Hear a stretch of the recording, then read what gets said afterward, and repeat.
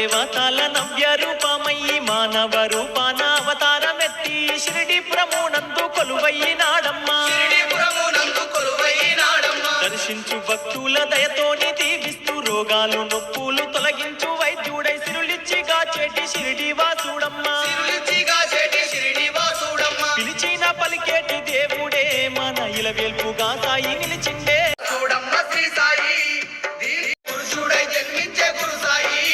షిరిడి నివాసుడే శ్రీ సాయి మన చిద్విలాసుడమ్మా శ్రీ సాయి.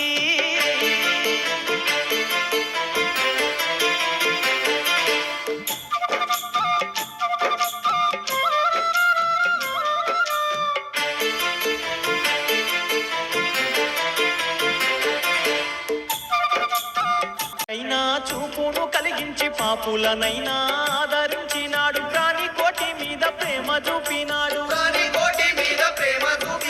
సర్వ మతాలన్నీ ఒక్కటేనని చెప్పి అజ్ఞాన చీకట్లు మన నుంచి తొలగించి మోక్ష ద్వారానికి మార్గము చూపిండు.